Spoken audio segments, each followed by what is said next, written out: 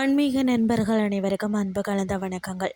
இன்றைக்கு நாங்கள் ஆன்மீகம் சம்பந்தமான பதிவில் பார்த்தீங்கன்னா 15 வகை நோய்களை தீர்க்க மூலிகை மலை தங்கம் வளைந்த கஞ்சமலை பாலமுருகனின் ரகசியத்தை பற்றி பார்க்கலாமா வாங்க. இந்த அதிசய கோயிலுக்கு நீங்கள் போயிருக்கீங்களா? இல்லைன்னு சொன்னால் இதை தொடர்ச்சியாக பாருங்கள். நம்ம சேலம் மாவட்டத்தில் இருக்கிற கஞ்சமலை பாலமுருகன் கோயில் வெறும் ஆன்மீக தலம் மட்டுமல்லங்க, ஒரு மிகப்பெரிய மூலிகை அதிசயமும் கூடியா. இந்த மலையோட மகிமையை கேட்டீங்கன்னா ஆச்சரியப்படுவீங்க. இந்த கோயிலின் 4 மாபெரும் அதிசயங்களை பற்றி பார்க்கலாமா வாங்க. குழந்தை வடிவில் முருகன். இங்கே இருக்கிற பாலமுருகன் குழந்தை வடிவில் நின்ற கோலத்தில் அருள் பாலிக்கிறார். குழந்தைகளுக்கு வரக்கூடிய நீண்ட கால நோய்களை தீர்க்கும், அதாவது மருத்துவராகவே இந்த முருகன் பார்க்கப்படுகிறாரா.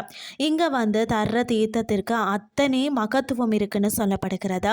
அதாவது சிதம்பரம் கோயிலுக்கு தங்கம் தந்த மலை, கஞ்சம் என்றால் தங்கம்.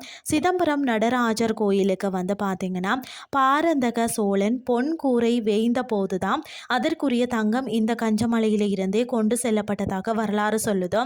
இரும்பு தாதுக்கள் நிறைந்த இந்த மலையை கருங்காடு என்று அழைப்பார்கள். மயக்கம் மனோவியாதி உட்பட 15 வகையான கொடிய நோய்களை குணமாக்கும் அரிய கருநெல்லி மரங்கள் நிறைந்த மலையாகவும் இது இருக்கிறது. சித்தர்களில் முதன்மையான திருமூலர் தனது திருமந்திரத்தில் போற்றி பாடிய பெருமை மிக்க தலமாகவும் இந்த கஞ்சமலை இருக்கிறது.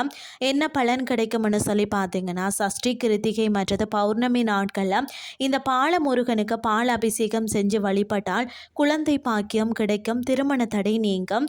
குறிப்பாக பார்த்தீங்கன்னா தங்கம் இரும்பு மற்றது பூ வியாபாரம் செய்கிறவங்க இங்கே வேண்டிக்கிட்டாலே வியாபாரம் அமோகமாக விருத்தி அடையும், செல்வமும் பெருகும். எப்படி போகிறதுன்னு சொல்லி பார்த்தீங்கன்னா, மலை அடிவாரத்தில் இருந்து வரும் 101 படிக்கட்டுகள் தான். வயதானவர்கள் கூட எளிதாக ஏறிவிடலாம். அது மட்டுமில்லாமல் மலை கோயிலுக்கு நேரடியாக காரிலேயே செல்லும் வசதியும் இருக்கிறது. முருகனின் அருள் அனைவருக்கும் கிடைக்க இந்த பதிவை லைக் செய்து உங்கள் நண்பர்களுக்கும் ஷேர் செய்யுங்கள்னு சொல்லி கூறிக்கொண்டு இன்றைய ஆன்மீகம் சார்ந்த பதிவை நிறைவு செய்து கொள்கிறேன். இதே மாதிரி மற்றும் ஒரு ஆன்மீகம் சார்ந்த பதிவோடு உங்களை சந்திக்கிறேன். நன்றி.